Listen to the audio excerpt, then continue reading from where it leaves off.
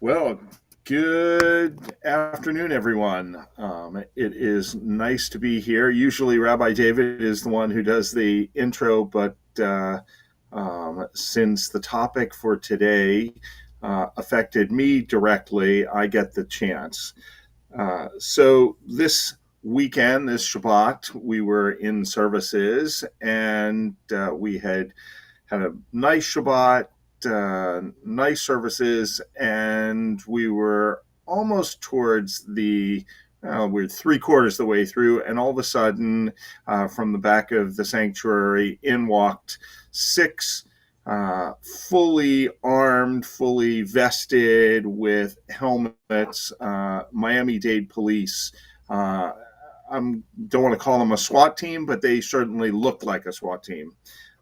We were a little surprised, and I had enough of a head on my shoulders to check in, turn off the sound, leave the video on, and find out what was happening. And it seems that we at Temple Sinai had the distinction. I'm not sure we needed this notoriety to be the first Jewish institution to be swatted by an extremist group. It was a term I didn't know until Shabbat afternoon. And it turns out that somebody had been monitoring our video feed and then called the Miami-Dade Police Department to let them know that they were on our campus and that they were looking to kill themselves and then possibly kill others. So luckily, this was a hoax. This was somebody who just wanted to disturb our services and wanted to use police resources, spread a little fear, and we responded with a statement that says we're not going to cow to that. We are going to continue to do what we have always done as a Jewish people, which is to observe Shabbat. And when the police had done their work, we went right back to services. For the people who were watching our services, the entire incident was 3.5 minutes. That's how long it took for us to get back to services. That does mean that we have some bigger issues, and we are delighted to have Lonny Wilk, who is the deputy director. Lonny, I hope you're going to get me if I get the title right. The deputy director of the ADL here in Florida, and I want to begin by saying thank you. Because truly it was the work of ADL that meant that we were able to to be relaxed about it. It was the ADL that was observing and monitoring the group, so they knew that it was that there was a possibility that it was going to happen. It was the ADL that was informing the Miami-Dade Police Department so that they knew what was going on. And then, most significantly for us, it was Lonny Wilk, our guest today, who shared with me a number of talking points that we were able to incorporate it into our communication with our congregation so that they felt comfortable with what we were doing. So really, I want to say welcome and thank you for coming on face to face with us. And I want to give you the opportunity just to say a few words about the incident. And then I thought we would spend a little time talking about what does the ADL do, and where is anti-Semitism in South Florida, in the United States, and what can we do about it? So that's our program for today. Lonny, it's all up to you. Yeah. So, first, thank you so much for having me today. And as much as I'd like to take the kudos, I also want to thank and acknowledge you and your team at the temple, especially Executive Director Susan Warwick, who, when I was informed about everything that was going on, I was able to reach her immediately, and my team was able to connect with law enforcement. So simultaneously, all of those calls were being coordinated. So really, just a huge hat tip to your entire team, to your security team as well, for being able to. It's not easy, I don't think, in the heat of these kind of incidents to have a calm perspective to say, okay, here's what we need to do, here's what steps we need to take. But your team did exactly that. Um, so, just in a nutshell about what has been happening over the last few weeks, the ADL Center on Extremism has been monitoring a series of swatting incidents targeting a range of religious, public, and educational institutions around the U.S. Unfortunately, we saw that here in Florida this past Shabbat. And as you mentioned, Rabbi, one of the tactics that they have taken is by either contacting law enforcement or by going through suicide hotlines and indicating that there is a incident taking place, that an individual is considering taking their life and others' lives as well. And that's the general term is called swatting because it's a deliberate and malicious act of reporting a false crime to evoke an aggressive response. Often, not always, but often, a SWAT team from a law enforcement agency to target an institution, to intimidate, to harass. And I would argue that also any kind of bias motivated incident, specifically targeting a religious institution, it's usually not strictly designated towards the target, towards the people that are in attendance physically, towards the membership of that institution. It's really to send a message of fear and intimidation to an entire community. And so I think when we look at responses to these kind of incidents, it therefore necessitates a whole of society response, a whole of society approach to it, because of the rippling effect of the fear and intimidation that these people are looking to get across. So, in response, a message of unity, a message of solidarity. The fact that services were interrupted for what 3.5 minutes, and then the resounding message was let's get back to davening. I think was extremely powerful and extremely appropriate in this instant. Mr. Wilk, can I ask a question? Is what you're seeing, is it specifically anti-Semitic? Is it only happening to Jewish communities, or is it happening also to other communities? Well, we've had, I think, in the relation to the string of incidents over the last few weeks, I think we're seeing law enforcement looking and analyzing to see what all of the targeted institutions are. But in general, when we talk, and Rabbi Litwak, you had mentioned about talking about the general air of anti-Semitism and incidents and issues in South Florida. I think one thing has been clear that when we look at anti-Semitic incidents, which have really significantly increased in our area over the last few years. We know that those incidents don't necessarily live in a bubble. We know that incidents of racism, of homophobia, of Islamophobia, of xenophobia are all of significant concern, and those that want to express bigotry towards one community usually don't stop just at one community.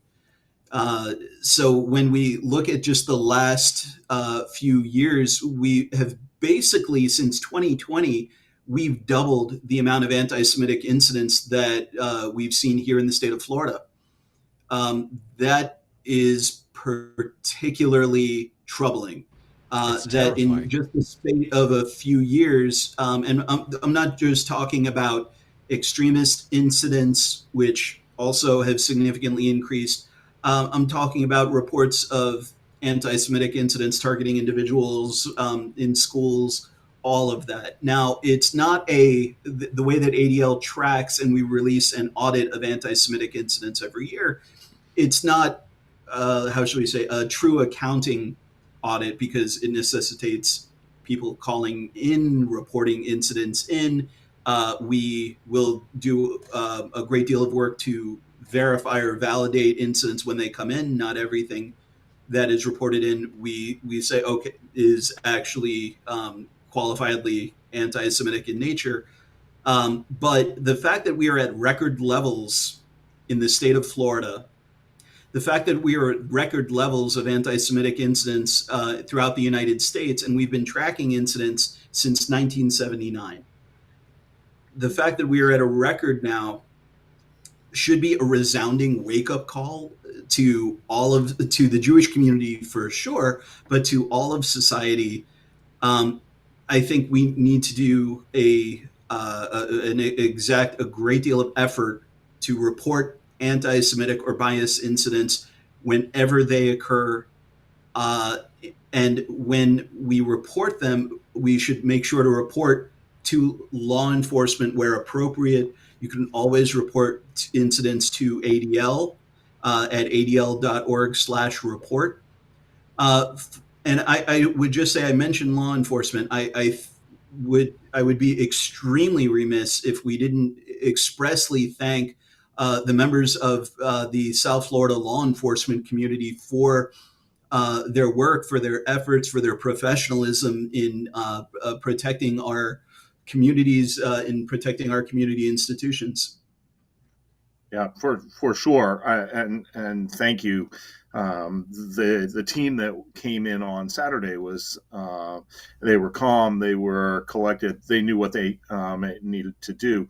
I'd point out the ADL heat map. We just talk just a little bit because if people want to know, you know, what kind of incidents and how many incidents and where are they happening. This is such it's an unfortunate but very important resource. Yeah, for sure. And this is a interactive tool that people can use. We get a lot of calls from individuals, from institutions saying, "What's going on in my neck of the woods?" So this is a significant resource that anyone can use to go on. It's our heat map. It stands for hate, extremism, anti-Semitism, and terror.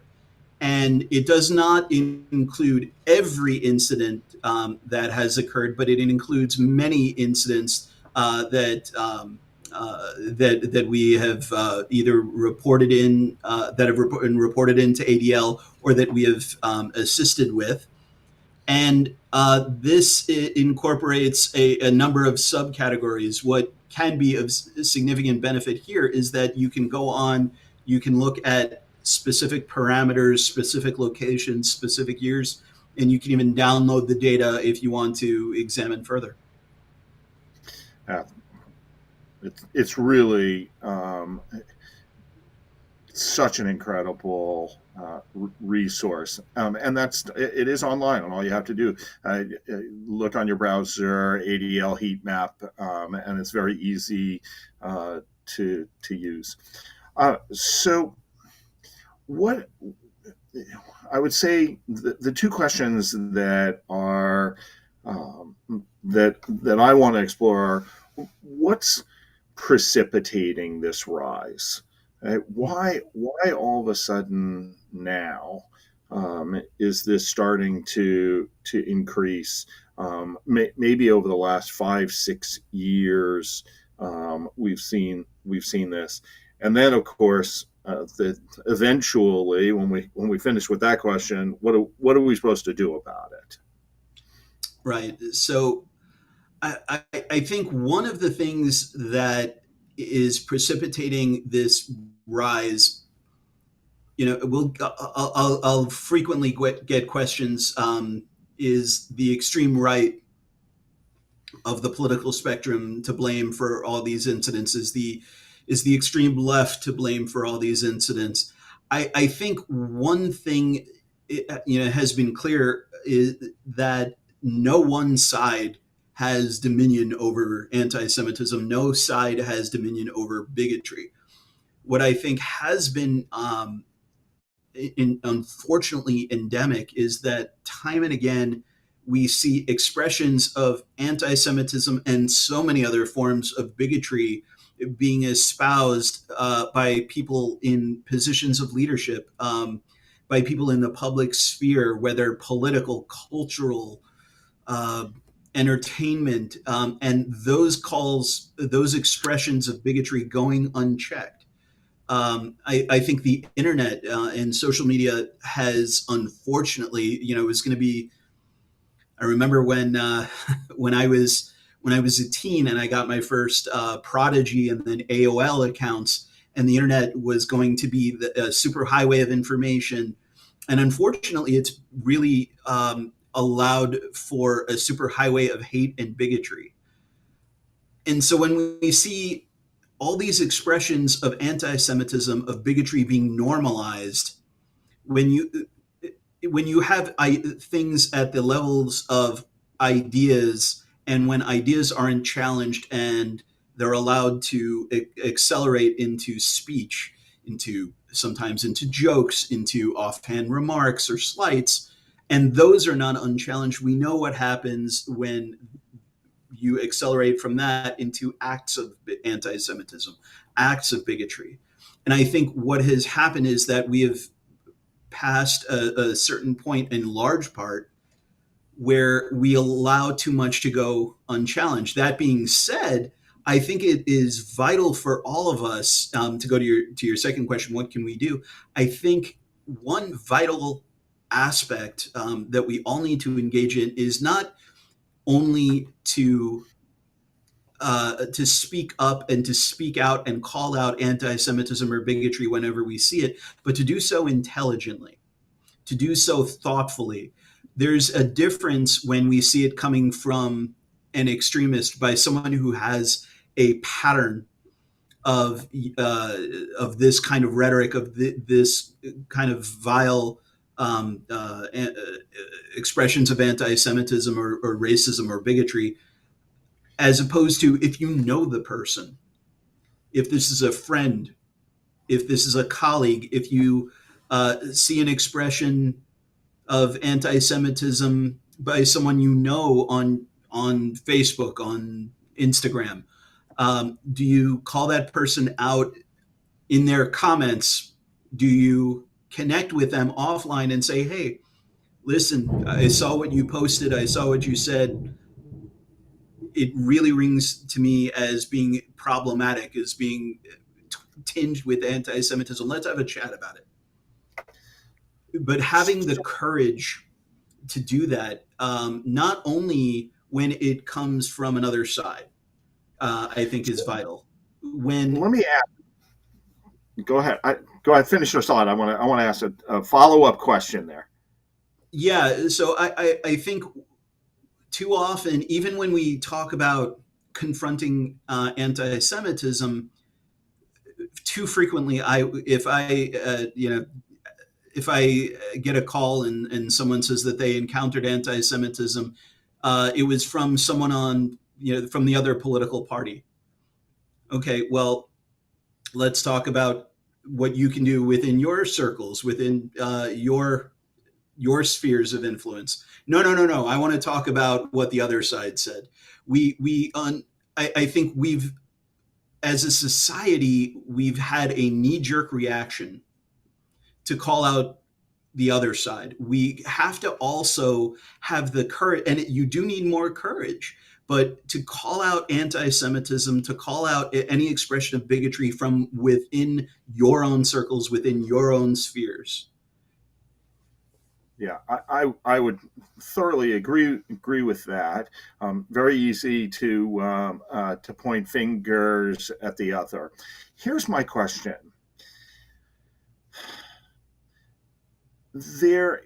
You said that there are individuals or groups who we know are anti-Semitic. We know that they thrive on hate speech. Um, we don't even need to name them, right? Yeah. And then there are the individuals who speak maybe out of ignorance. And my question is, where's the balance between not wanting to give people the platform that they're looking for, okay, by calling this out, making this a bigger deal, right? Versus what I'm not quite sure what's going on there. So, um, uh, versus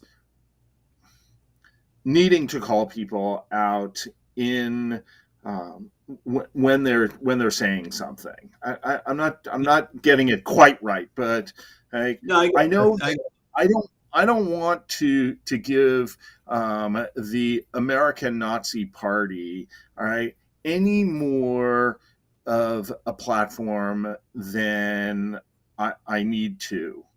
I don't want to deny that they might do something or ignore it or try and stick it under the carpet, but where's the balance there? I thought about this on Saturday. My initial reaction was no harm, no foul. I'm not going to bring this up because now I've brought it to so many more people in my congregation who are now fearful, right? mm-hmm. Versus, hey, wait a second, we got to say something. So, what do I do with that? Yeah, so I think, look, it's something that we all struggle with, and unfortunately, in many years ahead, I think we're going to continue to discuss and debate, and I think that's healthy, because of the fact that look, the whole function of a synagogue or any community institution is to be open, is to be welcoming. Um, so I think highlighting what has happened, but also more importantly, what hasn't happened. When there is any incident or issue, the rumor mill can tend to thrive. And so I think there is a huge benefit to clearly establishing and putting the narrative out there. That being said, there's a way definitely to talk about extremism, to talk about anti-Semitism, to talk about incidents that have occurred without putting a spotlight or amplifying the very nature of what they have done. I think the best, some of the best antidotes to anti-Semitism and bigotry. One is sunshine. One is a spotlight, and highlighting what it is, so that we can know if it's in the spotlight, how to put it back in the shadows. And I think the other antidote is, precisely what you and the congregation did 3.5 minutes after the start of the incident, which is going back to daven. Do not letting bigotry detract from the community's identity, not letting bigotry detract from our need for a community, for our desire to be together. There are individuals and groups, unfortunately, who will thrive on the disgusting, on the vile impact that they wish to have. They will look for opportunities like I said earlier, to instill fear and intimidation. And while we cannot take for one moment our security for granted, nor should we also must double down, I think, not just respond with a desire to connect, but really double down on it. Not only are we going to respond to these incidents of bigotry and extremism by coming together, but let's come together with more fervor, with more determination. Mr. We should be coming together. We have we have a thriving Jewish community, especially down here in South Florida, and the fact that when this incident occurred, you had us here at ADL, you had the Greater Miami Jewish Federation, you had law enforcement partners. Everything, unfortunately, but everything worked as did it did in many, again, unfortunately, many other communities throughout the country that were targeted similarly with these swatting incidents. And so I think having a response of let's strengthen our connection all the more so. Can There's I the ask you a question, expression in Mr. Wilk? Hebrew, kal v'chomer, Can, all can, I the ask, more so. can I ask you a Yeah. quick question? So absolutely kal v'chomer. Given that this was not a violent attack, that no one's life was at risk here, it was, and when I say this, I'm not minimizing it at all. I'm not meaning to minimize it. It was a nuisance. It was an annoyance. It was a distraction. What's the end game for people who are doing this? What are their goals? In speaking on that, in large part, I think they're looking to normalize anti-Semitism. They're looking to ensure, and look, we've seen throughout the state of Florida and throughout the country, we've seen efforts by extremist groups with flyering incidents, which have occurred in the North Miami Beach, and areas, and all throughout the state. And we've seen this targeting general communities, general residences. The effort, in large part, is to normalize bigotry, to normalize anti-Semitism, to not make it as shocking to the American psyche. And when we look at incidents like this, we also know that, look, it's South Florida on a weekend. Law enforcement has a lot of other things that they need to be doing. Those officers that came, they had other emergencies, I'm sure, in the hopper. And so the fact that they're not only pulling law enforcement resources towards a fake crisis at the Jewish community, but they're also pulling them away from other crises in the world. It's really despicable. But like I said, the end game is also to harass, intimidate, and instill fear. And I think our communal response of saying, let's get back to the davening, I think is the healthiest, is the most appropriate measure that we can do in response to vile, despicable incidents like this.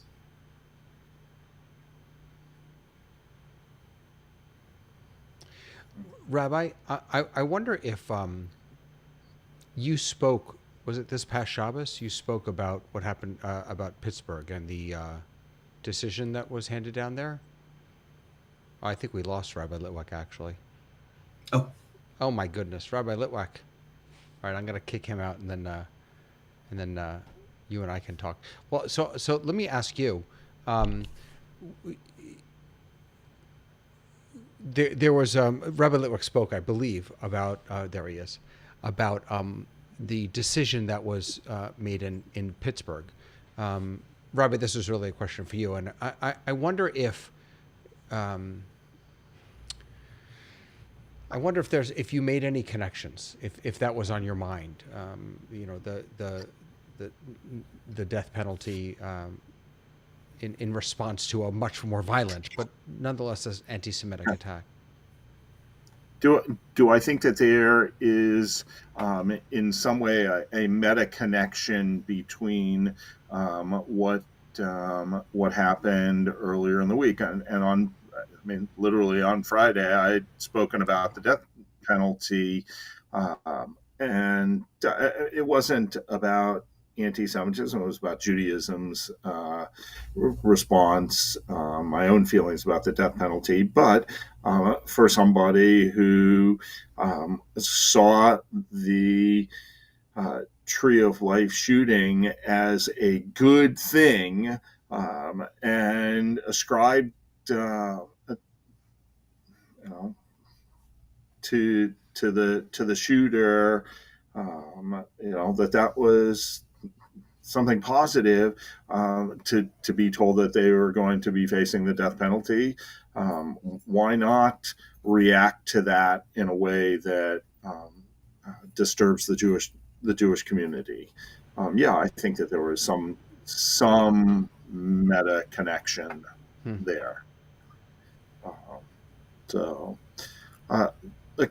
This is. I don't think I'm going to teach any great Torah here. Anti-Semitism is not going to go away anytime soon. It is one of the oldest of sins, and we as a community have to continue to face it. We have to prepare for it. As you said, Lonnie, all of the systems worked. That was what I was so proud about.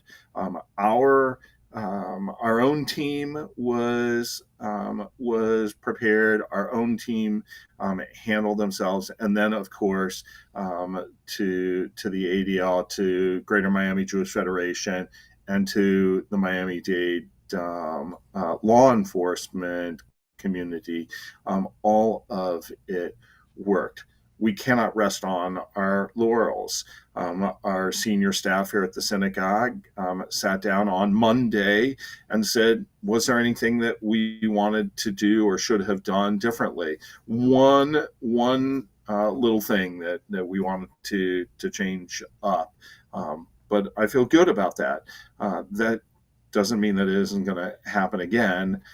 I'm not planning on that, and I'm not going to live my life that way. I'm going to live as a Jew, which means that I'm going to be there on Friday night. I'm going to be there on Saturday morning.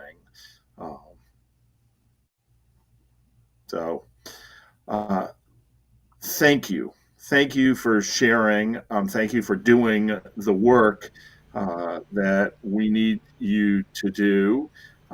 And we hope we won't have too many more conversations like this in the future. No. Let our conversations be of a lot lighter nature, a lot more uplifting nature, and let's go from strength to strength. Amen. Thank you so much, Dr. Wilk. I appreciate it. All the best. All right, everyone. Rabbi, good to see you. Glad everyone's safe. Thank you. May this Shabbos be one of peace. Indeed. Bye, everyone.